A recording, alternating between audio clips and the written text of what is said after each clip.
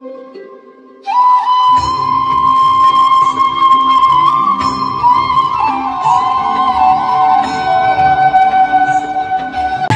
এমন সুযোগ, সুযোগ মানে কি এই ভালো সময় পেয়ে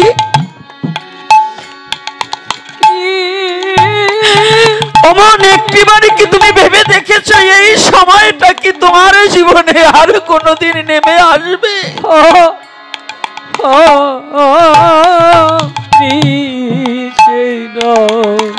এই সময়টা পেয়েও তুমি দূরে ঠেলে দিচ্ছ। এই বদনটা দিয়ে একবার রাধে বলে কাঁদো, একবার রাধে বলে কাঁদো। রাধা রানীর চরণে দেখো, রাধা রানী করুণা করে যদি রাধা রানীর চরণের সুযোগ তোমাকে কোনোদিন করে দেয়, তবে এই মানব জীবন ধন্য হয়ে যাবে।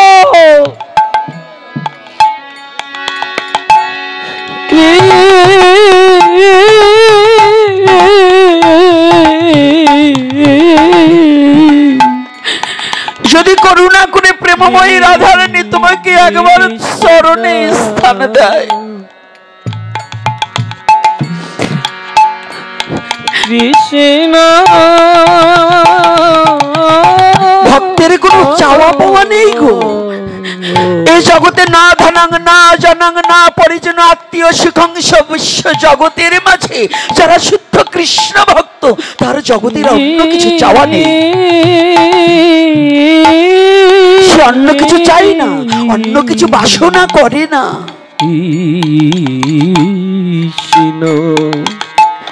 তার একমাত্র বাসনা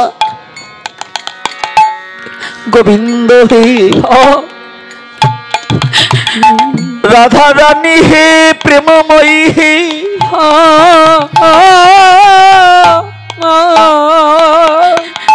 কতদিনে আমার এই পাপ দেহখানা তোমার চরণে লুটাইব।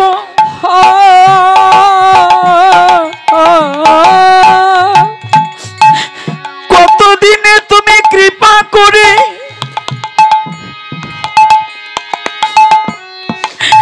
একবার করুণা করে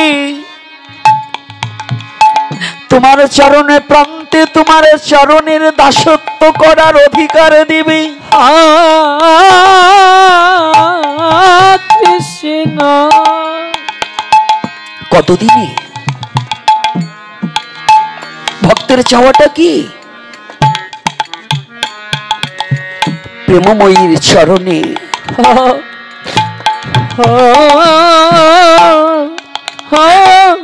এই জগতের মাঝে কে সবচেয়ে ধনী মহাজন বলেছে? যার প্রেম ধনে বেশি। কোন প্রেম? কৃষ্ণ প্রেম। কৃষ্ণ সেবার তরে যার প্রাণে কাঁদে,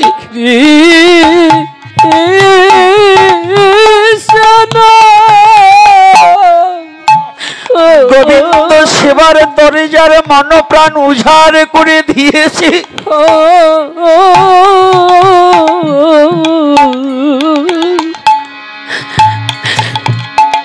শিশু যেমন মা ছাড়া জগতের মাঝে অন্য কোন অভিলাষ মাগে না, কৃষ্ণ শুদ্ধ ভক্ত তেমন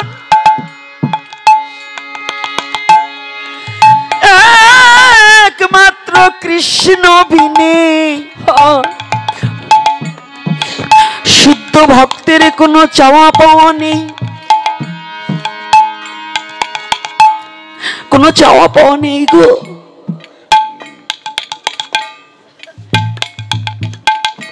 কোনো চাওয়া পাওয়া নেই।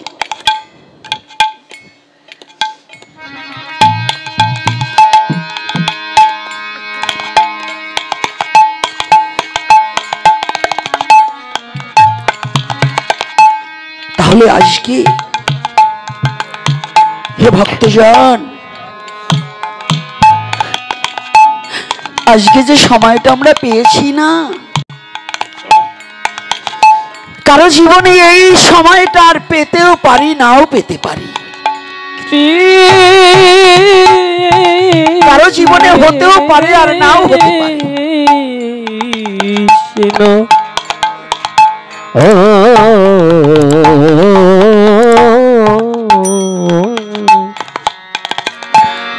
একদিন মহাপ্রভুর ঠাই কৃষ্ণ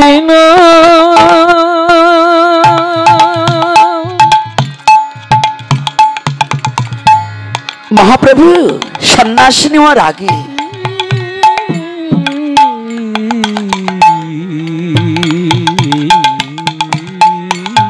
সন্ন্যাস নেওয়ার অগ্রভাগে বিষ্ণুপ্রিয়া দেবী পাশে বসেছে। তো বিষ্ণুপ্রিয়া দেবী পাশে বসে অপলক নয়নে অবলোকন করছে। অপলক নয়নে কোনো পলক দিচ্ছে না, প্রভুর বদনের দিকে তাকিয়ে আছে। অনেকক্ষণ হয়ে গেছে, নয়নে কোনো পলক মারছে না, শুধু তাকিয়ে আছে।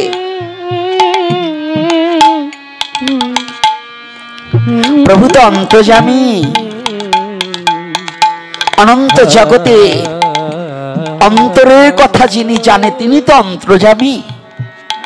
ভগবানকে অন্তর্যামী বলা হয় না, কেন বলা হয় গো? যিনি অনন্ত কোটি ব্রহ্মাণ্ডের অন্তরের কথা যিনি জানে বোঝে, তাই তিনি অন্তর্যামী। কৃষ্ণ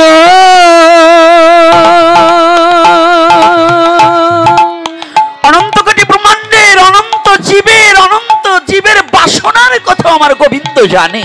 কার কে প্রয়োজন সেটা আমার গোবিন্দ জানে কি না? জানে তো বাবা।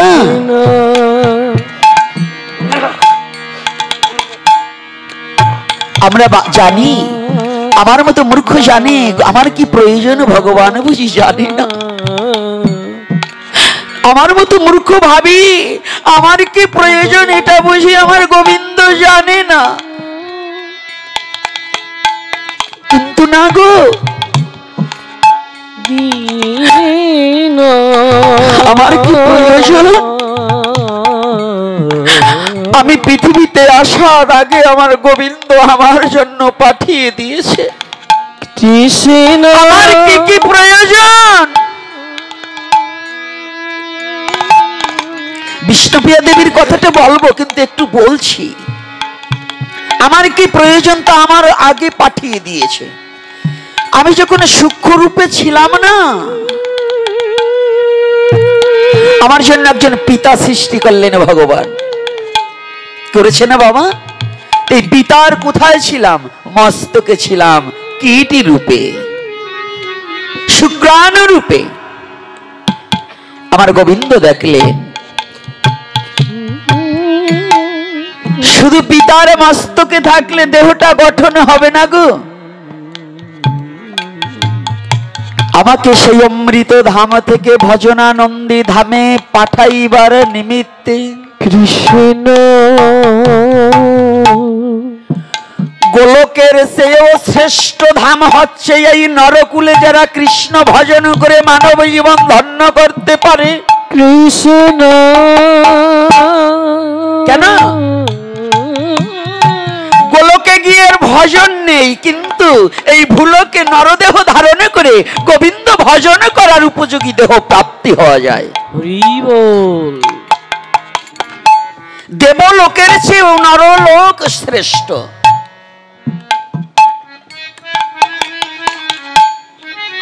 দেবতা যেখানে পরাভূত,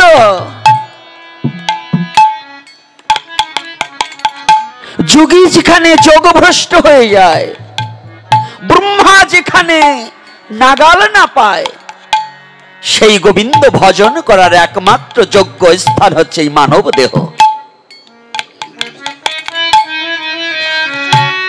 কেন মানব দেহ হলেন? চতুর্মুখ ব্রহ্মা মানব দেহ। গতকাল যার নির্যান আলোচনা করলেন ঠাকুর হরিদাস, ইনি তো সত্যতীত দাপর, এই তিন যুগে ছিলেন চতুর্মুখ ব্রহ্মা। শাস্ত্রে তো এটাই প্রমাণ। রাধে রাধে নাকি বাবা? তাহলে চতুর্মুখ ব্রহ্মা কেন এসেছিলেন? শুধু ব্রহ্মা আসেনি, আজকে একটা নতুন কথা নয়, পুরাতন কথায় নতুন আঙ্গিকে একটু বলে যাচ্ছি। আমাদের অনেক বিভ্রান্ত আছে।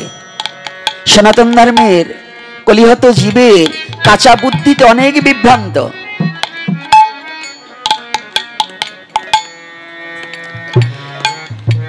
কোন দেবলোকে সত্যতীতা দাপর পর্যন্ত দেবলোকে দেবতা ছিল,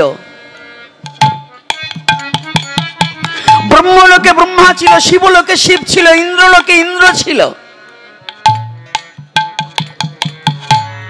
কিন্তু এই কলির যুগে সমস্ত দেবলোক খালি করে কোন দেবলোকে কোন দেবতা না থেকে নবদ্বীপে নদীয়ার মাঝে শ্রীমান মহাপ্রভুর সাথে সমস্ত দেবতা এসে উদয় হয়ে গেল। সমস্ত দেবতা, আমি বলছি না, শাস্ত্রে বলেছে। এই যে আপনারা কালী, দুর্গা, সরস্বতী যাদের পুজো করেন সবাই নবদ্বীপের মাঝে উদয় হয়েছে। সবাই এসেছে। কেন এসেছে? যেদিন কৃষ্ণ অবতারে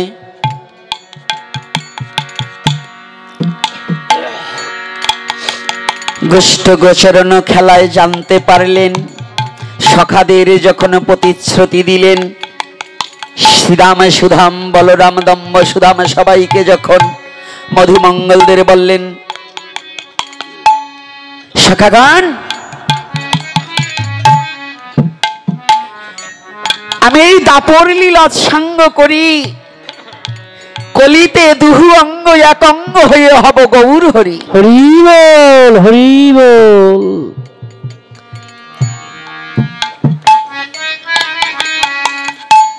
গৌরকে না জানলে কৃষ্ণ তত্ত্ব জানতে পারবেন না। গৌরকে যারা জানতে বুঝতে বাকি করেছে তাদের জীবনে কোনো ভজন সাধনের পথে যেতে পারবে না।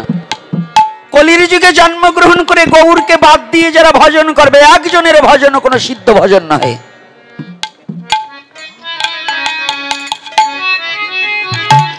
কলির যুগে মনুষ্য দেহ ধারণে করে সনাতন ধর্মে জন্মগ্রহণ করে যারা গৌরকে বাদ দিয়ে ভজন করার জন্য প্রস্তুতি নিচ্ছি, একজনের সিদ্ধ ভজন নয়। হরি বল, হরি বল।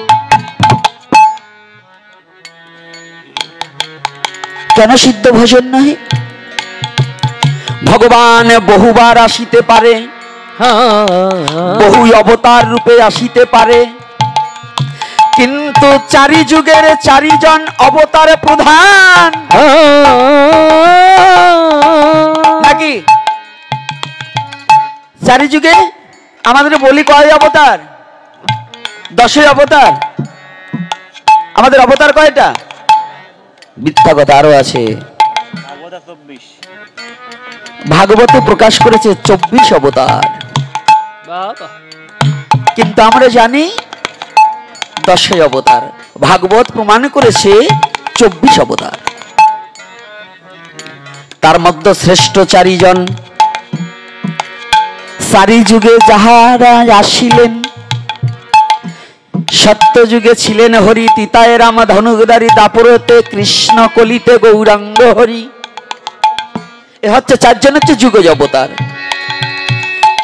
আর অবতার রূপে ভগবান আসেন, আসেন না এটাকে অস্বীকার করা কি যাবে? আসেনি, কিন্তু প্রথম এই 4 জনকে আগে স্বীকৃতি দিতে হবে।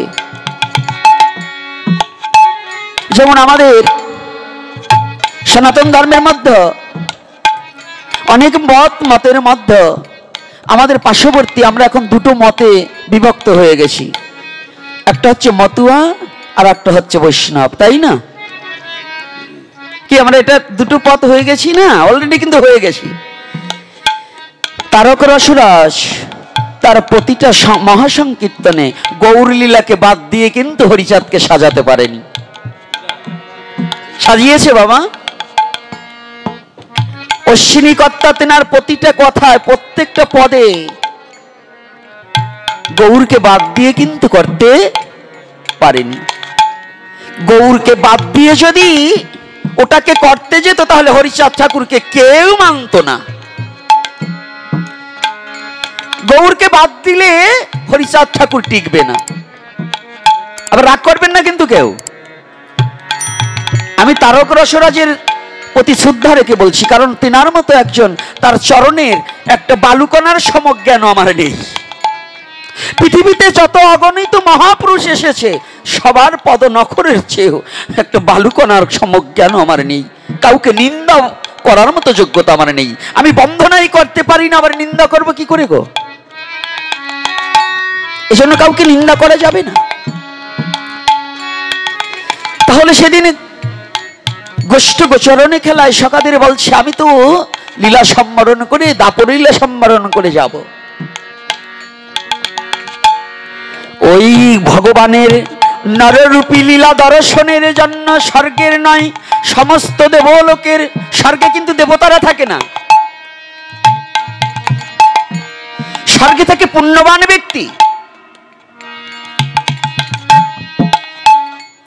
স্বর্গে কিন্তু দেবতা থাকে না। আপনারা ভাবেন স্বর্গের দেবতা না,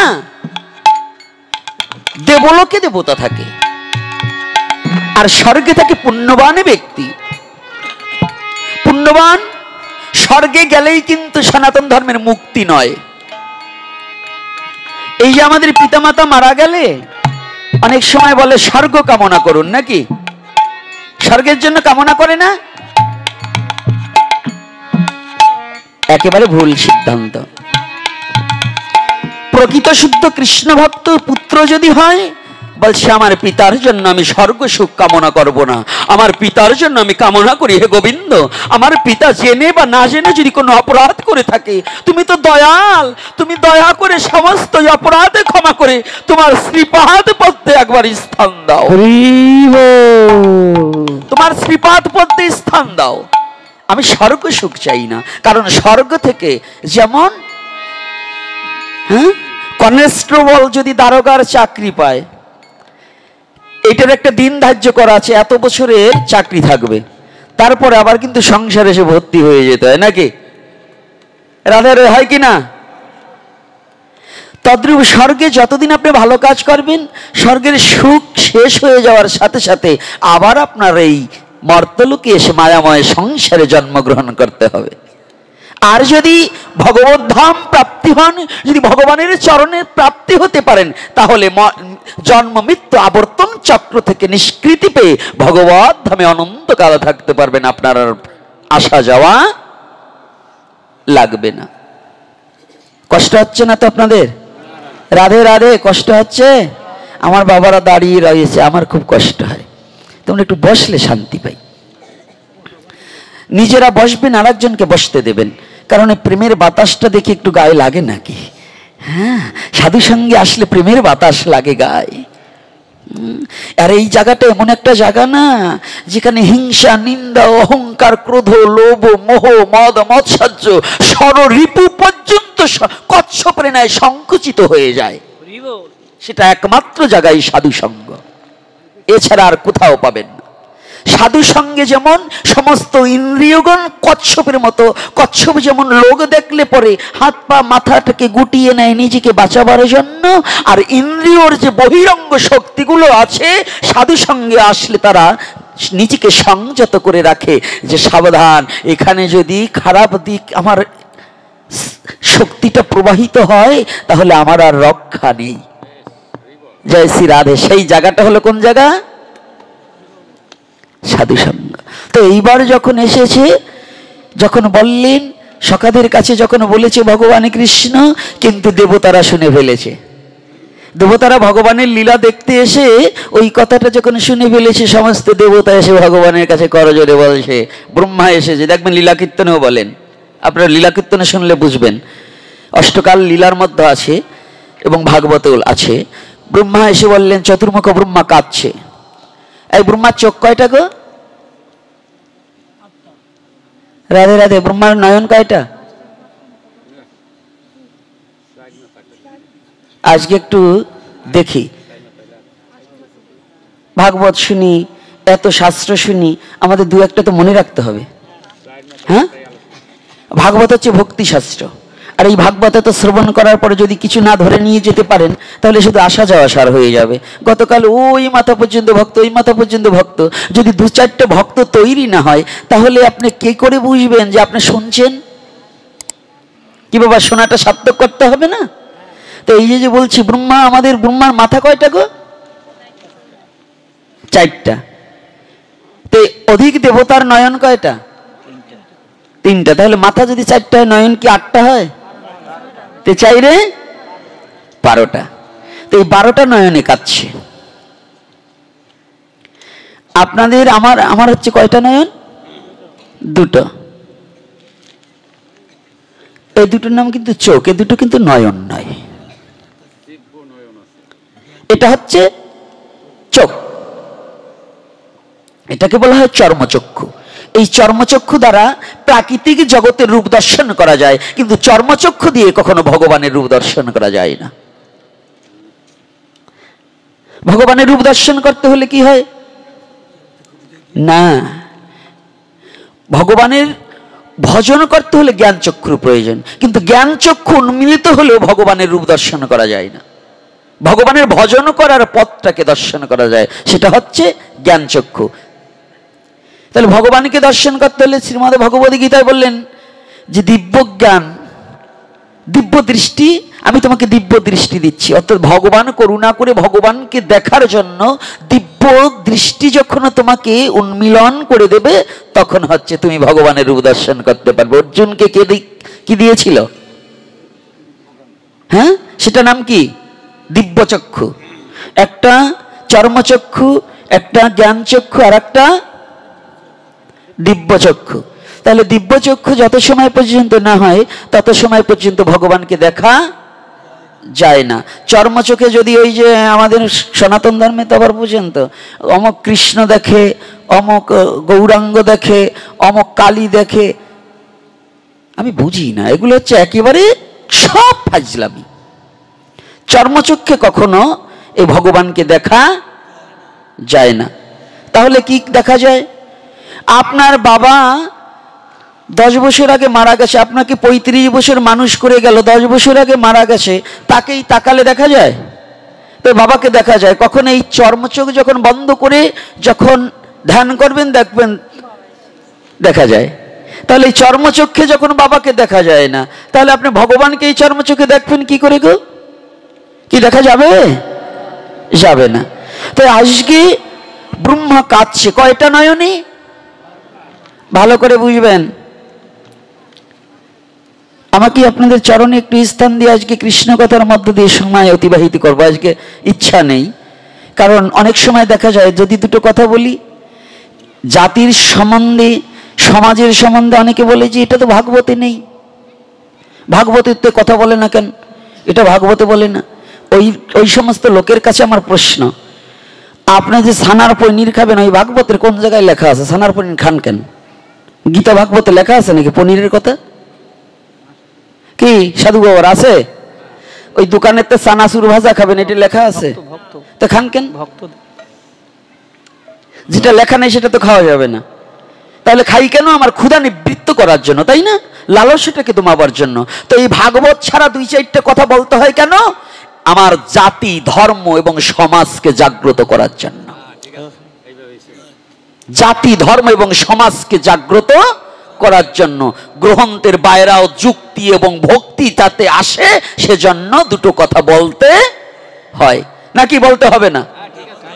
এজন্যই বলতে হয়, তা না হলে প্রয়োজন নেই। শুধু গীতার শ্লোক পড়ে গেলে, ভাগবতের শ্লোক পড়ে গেলে জগৎ জীব কিছু বুঝবে গো? বুঝবে না। ওটাকে যখন সুন্দর করে সাজিয়ে গুছিয়ে লীলাটাকে যখন প্রচার করা হবে তখন সবাই বুঝতে পারবে। তো আজকে 12টা নয়নে কাঁদছে, আর আপনার আমার নয়ন কয়টা? 2টো, কিন্তু না, নয়ন 3টা। সনাতন ধর্মের লজিক গুলো কি জানেন? বলবো কেমনে? 2-1 দিনের ভাগবতে পোষায় না। আর যারা জানবার চায় তারা থাকে দূরে। এই যে যেখানে মায়েরা বসছে এবং এই যে বৃদ্ধ বাবারা আসছে, এদের চেয়ে বেশি জানাতে হবে যুবকদের। এই যুবকগুলোকে সামনে দিতে হয়। অর্থাৎ আদর্শ লিপি তো এখন উঠে গেছে, সনাতন ধর্মের পড়া এখন বাংলাদেশে নেই। সনাতন ধর্মের পড়া বাংলাদেশে নেই। সনাতন ধর্মের আদর্শ লিপি উঠে গেছে। কেমন? একে চন্দ্র, দুইয়ে পক্ষ, তিনে নেত্র, চাইরে বেদ, পঞ্চবান, ছয় ঋতু, সাত সমুদ্র, অষ্টবসু, নয়ে নবগ্রহ, দশে আছে। এখন কি আছে নাকি বাবারা? তাহলে বুঝুন সনাতন ধর্মের কত বড় যোগ্যতা, যে আপনাকে নয়ন, তিনে নেত্র, নেত্র মানে চক্ষু, চক্ষু মানে নয়ন, একই বিষয়বস্তু। তাহলে আমার ভগবান দিয়েছে দুটো চক্ষু, চর্মচক্ষু, আর একটা জ্ঞান চক্ষু, আর একটা দিব্য চক্ষু, এই তিনটাই চক্ষু। কিন্তু ব্রহ্মা যে চতুর্মুখ ব্রহ্মা, সৃষ্টিকর্তা ব্রহ্মা, সেই ব্রহ্মা 12টি নয়নে কাঁদছে। ভগবান কৃষ্ণ এসে বলছে, ব্রহ্মা তুমি কাঁদছো কেন? তোমার দুঃখ কি? সৃষ্টিকর্তা ব্রহ্মা বললে তো আপনারা একেবারে অনেকে ব্রহ্মার ভজন করলেই বুঝি আমার সৃষ্টিকর্তার ভজন হয়ে গেল। ব্রহ্মা কিন্তু অরিজিনাল সৃষ্টিকর্তা নয়। ব্রহ্মা হচ্ছে এই দেহ সৃষ্টির কর্তা, কিন্তু আত্মা সৃষ্টির কর্তা কিন্তু ব্রহ্মা নয়। আত্মা আসছে কোথা থেকে? অমৃতস্য পুত্রয়া, অমৃত ধাম থেকে, আমার অনাদিরাদি গোবিন্দের অংশকলা থেকে পরমাত্মা রূপে প্রতিটা জীবের মধ্যে বিরাজমান করছে। তাহলে ভগবানকে তো ব্রহ্মা কখনো সৃষ্টি করতে পারে কি? পারে? তাহলে আমার পরমাত্মাটাকে সৃষ্টি কিন্তু ব্রহ্মা করে নাই। এই জন্য ব্রহ্মা কিন্তু সৃষ্টিকর্তা বলা হয়, কিন্তু প্রকৃত অর্থে ব্রহ্মাও সৃষ্টিকর্তা নয়। ব্রহ্মার উপর দায়িত্ব দেওয়া হয়েছে, সেই দায়িত্বটা ব্রহ্মা প্রতিপালন করছে। আমাদের সনাতন ধর্মের ছেলেদেরকে এই কথাগুলো বলেই অনেক সময় অনেক ছেলে পেলেকে পথভ্রষ্ট করার চেষ্টা করে। মানে ধর্মের কোনখানে একটু আঘাত মারা যায়, কিছু কিছু লোক আছে আঘাত মেরে আমাদের সনাতন ধর্মের ছেলে পেলেকে পথভ্রষ্ট করার জন্য ব্যস্ত হয়ে যায়, আছে কি না? তো এই জন্যই কথাগুলোকে ভালো করে লজিক দিয়ে বুঝাতে হবে, যাতে ওরা বুঝতে পারে। একজন কথা বললে সেটা মুখ করতে পারে, এটার জন্যই কৃষ্ণ কথা বলতে হবে। কৃষ্ণ কথা কি? কৃষ্ণ কথা শুধু সাধুরা সাধুরা বলবে এটা নয়। সাধু যিনি হয়ে গেছে তিনি তো সাধু হয়ে গেছে, তার আর কৃষ্ণ কথার প্রয়োজন নাই। তিনি শুধু নাম করবে, বেশি বেশি ভজন করবে। আর যারা অভক্ত আছে তাদের ভাগবতীয় কথা শ্রবণ করতে হবে, কারণ যে হৃদয়ের মলিনতা দূরীভূত হয়ে যেন শুদ্ধ কৃষ্ণ প্রেম ভক্তির উদয় হয়। এই জন্যই ভাগবতীয় কথা একান্ত প্রয়োজন, বেশি বেশি প্রয়োজন। গতকাল লীলা থেকে কি শুনেছি? লীলা কথা বলেছে, গতকাল যেখানে আলোচনা করেছে, সত্যিকার যত পাঠ দেখেছেন বিল্লমঙ্গল বাবার, গতকাল যে নারীদের প্রতি সৃষ্টি রক্ষার জন্য, ভালো সন্তানের জন্য যে কথা বলেছে, কোন জায়গায় কি এরকম আলোচনা করেছে? যতগুলো পাঠ শুনবেন কোথাও নয়। তবে গতকাল এত মধুময় কথা বলেছে, কিন্তু আমরা অনেকে ধরতে পেরেছি, অনেকেই ধরতে পারিনি। গতকালকের কথাগুলো কিন্তু খুব মধুময় ছিল। তবে সেই সূত্র ধরে আজকের কিছু কথা টানবো। সেই কথাটা হচ্ছে এই, আমাদের চোখ মাত্র দুটো, আর ব্রহ্মা কাঁদছে 12টা নয়নে, আর আমরা দুটো নয়ন থাকতেও কোনোদিন কৃষ্ণ বলে কাঁদি না। ব্রহ্মার 12টা নয়নে কাঁদছে, আর আমার মাত্র দুটো নয়ন, তবু আমি কোনোদিনও কৃষ্ণ বলে কাঁদি না। তাহলে কত বড়, হ্যাঁ আমি কি ঠকবাজ না? কি আমি ঠকবাজ কি না? মনুষ্যকুলে জন্মগ্রহণ করেছি, আমি ভগবানের ভজন করছি না, তাহলে আমি ঠকবাজ? আমি জোচ্চোর, ঠকবাজ করছি। কার সাথে? বেঈমানি করছি। কার সাথে? ভগবানের সাথে। ভগবান আমাকে পাঠিয়েছে কৃষ্ণ ভজন করার জন্য, কিন্তু আমি সেটা করছি না, তাহলে আমি ঠকবাজ হয়ে গেছি।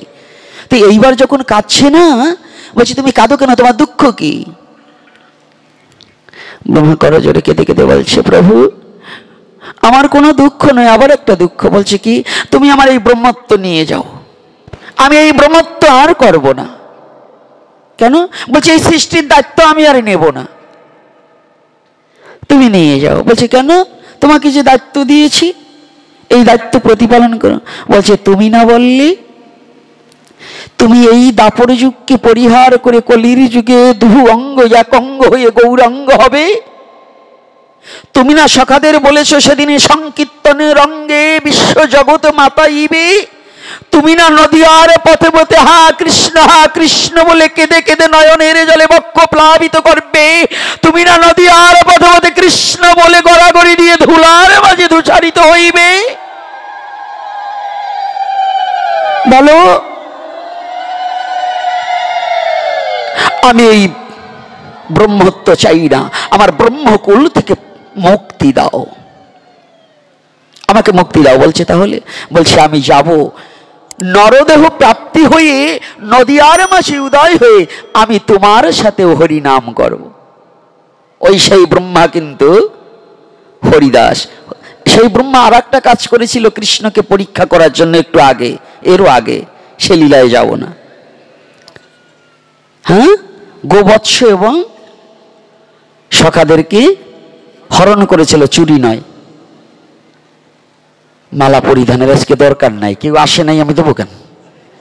হ্যাঁ, আজকে কেউ সাধুদের মালা দিয়ে দেন। আজকে একটু বলবো এ কারণে, মাতাজি দাও তো তাড়াতাড়ি দাও, কৃষ্ণ কথার সময় বেঘাত ঘটানো যাবে না।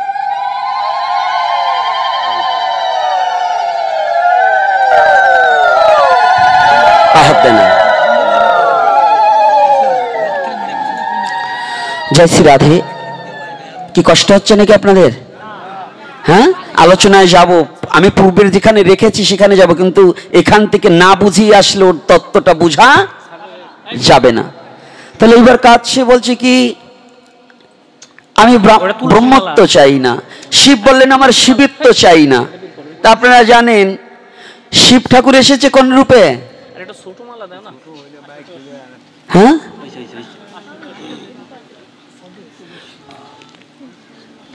এই যে আমার মতো দাঁড়িয়ে এলা পঞ্চতত্ত্বের মধ্যে, তার নাম কি?